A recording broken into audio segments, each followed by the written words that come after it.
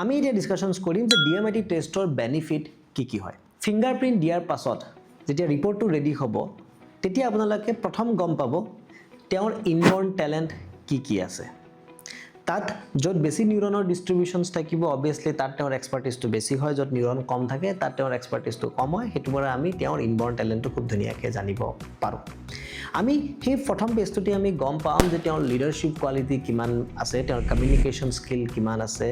তেওঁৰ ল্যাঙ্গুৱেজিক পাৰসন হয় নে নহয় তেওঁৰ মিউজিকৰ প্ৰতি তেওঁৰ এট্ৰাকশনস কিমান আছে ইমোশনাল বেলেন্স কিমান আছে তেওঁৰ ফিংগাৰৰ মুভমেন্ট কেনেকুৱা হয় তেওঁ লিখাত অলপ লেজি হ'ব নেকি বা বেছি স্পিড হ'ব নেকি তেওঁৰ বডি মুভমেন্টত তেওঁ কেনেকুৱা এই গুটেবোৰ বস্তু আমি নিউৰনৰ ডিস্ট্ৰিবিউশনটোৰ পৰা চাই পেলে গম পাওঁ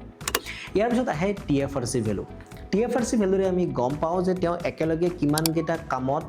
ইনভলভ হৈ থাকিব পাৰিব তেওঁ এটা দুটা এক্সট্ৰা কাৰিকুলাম ল'ব পাৰিব নে তিনি চাৰিটা এক্সট্ৰা কাৰিকুলাম ল'ব পাৰিব বা যদি ডাঙৰৰ কৰা হয় তেওঁ এটা পাৰ্টিকুলাৰ কামতে গুটেই ইনভলভ থাকিব লাগে নে তেওঁ দুই তিনিটা মাল্টিপল কামত ইনভলভ হ'ব লাগে এই গুটেইখিনি বস্তু আমি TFRC ভ্যালুৰ পৰা গম পাম ইয়াৰ পিছতে আমি গম পাম 80 ডিগ্ৰী এই 80 ডিগ্ৰীটো হাতৰ থামৰ পৰা লোৱা যায়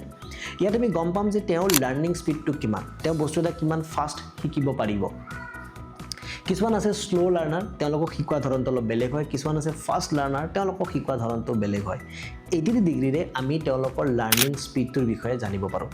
ইয়াৰ পিছত আমি গম পাম EQ level IQ level EQ level CQ level মানে ইন্টেলিজেন্সি কোৱেশ্চনস ইমোশনাল কোৱেশ্চনস এডভাৰ্সিটি কোৱেশ্চনস আৰু ক্ৰিয়েটিভিটি কোৱেশ্চনস ইয়াৰ পৰা আমি আইডিয়া কৰিব পাৰিম যে তেওঁৰ লিডাৰশিপ কোৱালিটি কোনটো লেভেলত আছে তেওঁৰ ক্ৰিয়েটিভিটি কোনটো লেভেলত আছে EQ থাকিলে আমি জেনাৰেলি স্পৰ্টস বা তেনেকুৱা ফিল্ম ইন্ডাষ্ট্ৰি হেনুকা কেৰিয়াৰবিলাকত আমি যোৱাৰ কাৰণে সাজেষ্ট কৰো IQ বিলাকে পঢ়াৰ ক্ষেত্ৰত EQ বিলাক অলপ বিজনেস মেনেজমেন্ট লিডাৰশিপ কোৱালিটি যাব লাগে CQ বিলাক অলপ ক্ৰিয়েটিভ ফিল্ডত তাৰপৰ আমি এটা আইডিয়া পাই যাওঁ যে তেওঁ কোনটো সেগমেন্টত আমি বেছি আগুৱাই লৈ যাব পাৰিম ইয়াৰ পাছতে আমি গম পাওঁ তেওঁৰ লাৰ্নিং ষ্টাইল বেসিক্যালি তিনটা ধৰণৰ লাৰ্নিং ষ্টাইল থাকে এটা হল অডিটৰি য'ত আমি শুনি পেলাই শিকো এটো অডিটৰি ভিজুৱেল য'ত আমি দেখি পেলাই শিকো এটা কাইনেস্থেটিক যেটো আমি প্ৰ্যাকটিক্যালি হাতে কামে কৰি পেলাই শিকিব পাৰো এটা বহুত মানুহে মোক এটো প্ৰশ্ন কৰে যে DMIT টেষ্ট কৰিলে সন্তানৰ পঢ়াত মনোযোগ আহিব নেকি সব DMIT টেষ্ট কৰিলে সন্তানৰ মনোযোগ নাহে কিন্তু DMIT টেষ্ট কৰাৰ পাছত আপুনি তেওঁৰ লাৰ্নিং ষ্টাইলটো গম পাব আৰু যেতিয়া আপুনি তেওঁৰ লাৰ্নিং ষ্টাইলটো হিচাপত তেওঁ পঢ়োৱা আৰম্ভ কৰিব তেতিয়া অটোমেটিক্যালি তেওঁৰ পঢ়াত ইন্টাৰেষ্ট জেনাৰেট হৈ যাব কাইনেস্থেটিক ল'ৰা ছোৱালীবিলাকে যেনেকৈ হাতে কামে কৰি পেলাই বস্তু শিকে তেওঁলোকক যদি আমি মুখেৰে বুজাই থাকো তেওঁলোকৰ ব্ৰেইনটোৱে মজাটো নাপায় এনজয় নকৰে প্ৰসেছটো বাট তেওঁলোকক যেতিয়া প্ৰ্যাকটিক্যালি সেইটো কাম কৰিব দিয়া যায় তেওঁলোকে খুব এনজয় কৰে আৰু তেওঁলোকৰ অটোমেটিক্যালি তাত মনোযোগ বৃদ্ধি পাব ইয়াৰ পিছত আমি গম পাম পাৰ্সোনালিটি টাইপ আমাৰ জেনাৰেলি চাৰি ধৰণৰ পাৰ্সোনালিটি থাকে আমি ডিস্ক প্ৰফাইলিং বুলি কওঁ DISC D for dominating I for influencing S for steady C for compliant আৰু ইয়াক আমি একোটা চৰাইৰ লগত তুলনা কৰো যেনে ডমিনেটিংক আমি ইগলৰ লগত কম্পেয়াৰ কৰো ইনফ্লুয়েন্সক আমি পিককৰ লগত কম্পেয়াৰ কৰো ষ্টেডিক আমি ডভৰ লগত কম্পেয়াৰ কৰো আৰু কমপ্লিয়েন্টক আমি আউলৰ লগত কম্পেয়াৰ কৰো এই পাৰ্সোনালিটি টাইপৰ ওপৰত ডিপেন্ড কৰে যে আমি আমাৰ সন্তানটো কেনেকৈ প্যাৰেন্টিং কৰিব লাগিব ডভ বাচ্চাবিলাকক প্যাৰেন্টিং কৰা ষ্টাইলটো টোটালি বেলেগ ইগল ক্যাটেগৰীৰ বাচ্চাক প্যাৰেন্টিং কৰা ষ্টাইলটো টোটালি বেলেগ হয় ইভেন ডাঙৰৰ ক্ষেত্ৰত যেতিয়া আমি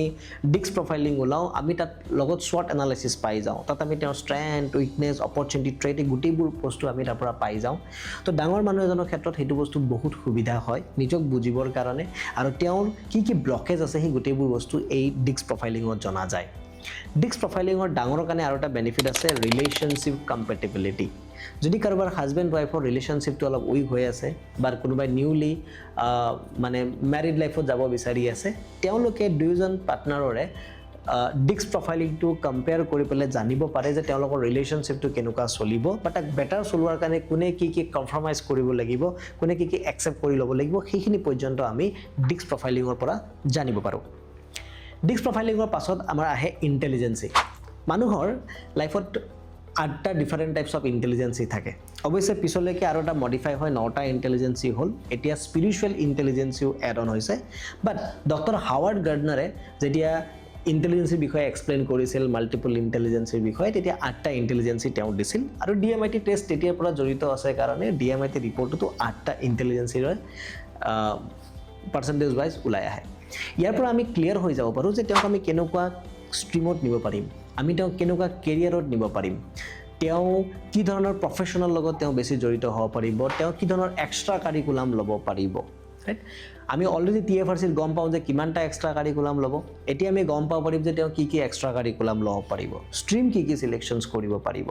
তেওঁ জব মেণ্টেলিটিৰ মানুহ নে বিজনেছ মেণ্টেলিটিৰ মানুহ। তো গোটেই এটা লাষ্টৰ পিনে ৰিপৰ্টটোত প্ৰতিটো কেৰিয়াৰত গ্ৰাফিকেলি ৰিপ্ৰেজেণ্ট হৈ আহে, ষ্টাৰ দিয়া আহে যে কোনটো কেৰিয়াৰত তেওঁ কিমান ষ্টাৰ আছে, কিমান পাৰ্চেণ্টেজ আছে, যিটো আমি ডিটেইলছত বুজিব পাৰোঁ। DMIT টেষ্টত ইয়াৰ বাহিৰেও কেইটামান বস্তু আছে যিটো আপুনি সকলো তাত নাপাব, সেইটো ডিপেণ্ড কৰে কাউন্সিলিং কৰা মানুহজনৰ ওপৰত। যেনেকৈ আমি DMIT টেষ্টৰ দ্বাৰা আমি এইটো এছুৰেঞ্চ দিব পাৰোঁ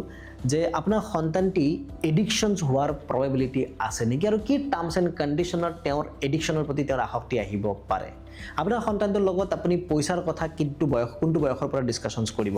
কোনটো বয়সৰ পৰা তেওঁৰ পঢ়াৰ ইণ্টাৰেষ্ট কমিব বা পঢ়াৰ ইণ্টাৰেষ্ট বাঢ়িব, সেইটো আপুনি DMIT টেষ্টৰ দ্বাৰা আইডিয়া কৰিব ডেফিনেটলি পাৰিব। ইয়াত আমি গম পাওঁ যে এজন সন্তানৰ ইম'চনেল বেলেঞ্চ কিমান আছে, তো সেইটোৰ দ্বাৰা তেওঁৰ ইম'চনৰ কাৰণে ইন ফিউচাৰ কিবা প্ৰব্লেম আহিব পাৰে নেকি, সেই প্ৰব্লেমটোক অভাৰকাম কৰাৰ কাৰণে তেওঁ কিবা কিবি এক্টিভিটি কৰিব লাগিব নেকি, গোটেইখিনি বস্তু DMIT টেষ্টত আপোনালোকে জানিব পাৰিব। তো ডেফিনেটলি DMIT টেষ্টেৰে কি কি বেনিফিট হয় আপোনালোকে চাগে অলৰেডি বুজি পাইছে।